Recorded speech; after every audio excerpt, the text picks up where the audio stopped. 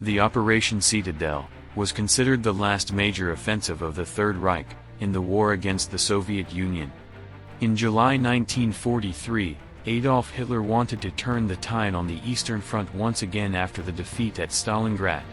The best units and the best weapons, such as the Panzerkampfwagen 6 Tiger, were to guarantee the success of the operation, which began on July 5. To do this, the German army groups, in the center and south, put virtually everything on a map.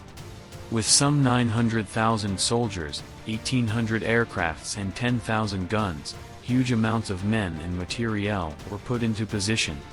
The German tanks, deployed over 2,000, made up about 70% of the Third Reich's total stock on the Eastern Front. But this operation failed. After the Battle of Kursk, the initiative on the Eastern Front of World War II finally passed to the Red Army. In this video, I tell you the story of the biggest tank battle in history. Let's go.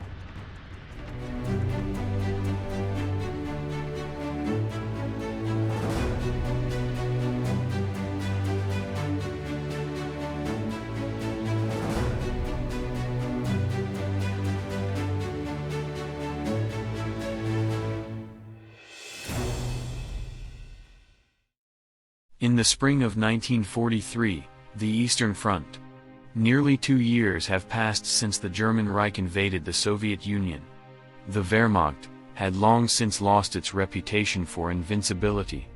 The fall of the Sixth Army at Stalingrad in 1943 symbolically marks the turning point of the war. Hitler's campaign of conquest and destruction in the East has effectively failed.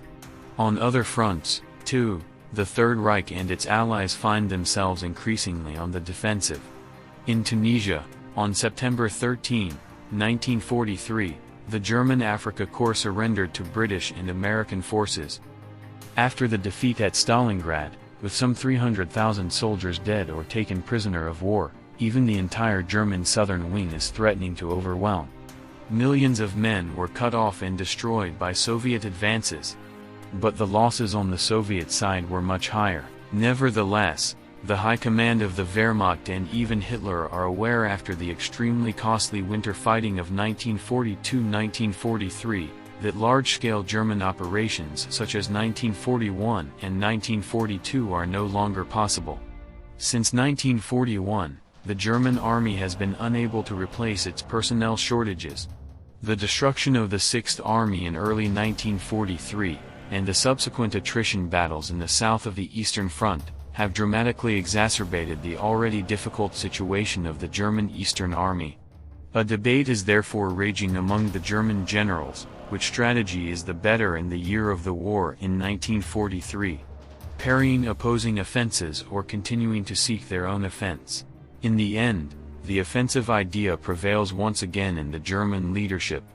At Kursk, a city in western Russia, the major blow against the Red Army is to be made. There, since the last winter fighting, a Soviet front arch has been protruding far into the territory occupied by the Germans. The German plan is to cut off the numerous Soviet units in the Kursk arch from the backland in a major pincer movement and then destroy them. Hitler and his generals initially disagreed on the best time for the major offensive. The commander of the Army Group South, General Field Marshal Erich von Manstein, whose troops are to advance on Kursk from the south, pleads for a start as soon as possible. Other generals want to postpone the offensive, as far as possible. They argue that they need time to equip their units for the expected heavy fighting. Manstein, on the other hand, wants to liquidate the front arc before the Russians can expand it to a fortress, by a deeply staggered defense system. In the end, Hitler decides to start the Operation Citadel, the attack plan for the offensive at Kursk, on July 5. The upcoming battle is raised by the Führer to a question of prestige and fate, which is to document the ability of the German army to still force a great victory. Hitler had particularly high hopes for newly supplied weapons, such as the Ferdinand hunting tank, which could shoot down enemy tanks from 2 kilometers away, and the new Panther and Tiger heavy tanks, which were significantly superior to their Soviet rivals in armor and firepower. The best bandages, the best weapons, Hitler promised in his Operation Command for Company Citadel. When the Battle of Kursk broke out in the early hours of July 5, 1943, it actually became the largest battle of the Second World War, and the largest tank battle in history, but also one of the greatest air battles of humanity. Almost 800,000 German soldiers with almost 2,500 tanks and assault guns, almost 7,500 artillery pieces and almost 1,400 aircraft, were supposed to force the decision on the Kursk region. They face around 1.9 million Soviet soldiers, with almost 5,000 tanks and assault guns, over 31,000 guns and more than 3,600 aircraft. Joseph Stalin plans to turn the front line near Kursk into a huge trap for the troops of the Third Reich. The Red Army, with the help of Soviet civilians, built an entire system of defensive lines, in order to later launch a massive counterattack. 300,000 civilians took part in this huge construction undertaking. The defense lines consist of several trenches laid one behind the other, infantry and anti-tank minefields, bunkers and barbed wires and anti-tank guns camouflaged under branches. For this purpose, a new railway line was built, in order to be able to quickly drive the newly produced T-34 tanks from the vast backland to Kursk. In the northern pincer, on the evening of July 5, the German attack spearheads penetrated up to 8 kilometers deep into the first defensive lines of the Red Army, over a width of 15 kilometers. Both sides recorded heavy losses. Marshal of the Red Army, Rokossovsky, immediately decided on a massive counterattack, which began on the morning of July 6. After a large German tank attack, with up to 1,000 vehicles, he ordered most of the Soviet tanks to be buried in the evening. On the morning of July 7, another German attack began with more than 400 tanks and 4 infantry divisions. On the evening of July 7, the German attackers had gained space with heavy losses, but were again unable to break through the lines.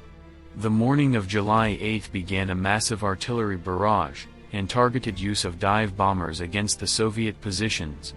However, these efforts had little success against the well-dug and Soviet defenders. There were often hour-long, loss-making battles, over individual points of terrain that changed hands several times. There was no change in the situation on July 10 either. The German troops remained in the well-positioned defense.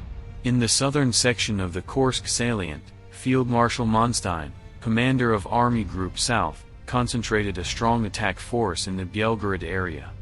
This included the strongest unit in the Kursk front, the 4th Panzer Army under Colonel General Hoff. Here in the south, the Soviet front managed to be pushed 50 kilometers deep. On July 11 and 12, near the town of Prokhorovka, the largest tank battle of the entire operation took place, in which the enemy tanks circled around at close range, shot each other down and even rammed each other. Despite their superiority at Prokhorovka, the German units were unable to cut off the Kursk front arc. When the Soviet army broke through the German front north of the Arch near Oryol on July 12, and began a major offensive south of it towards Donetsk a few days later, the Army High Command cancelled Operation Citadel on July 16.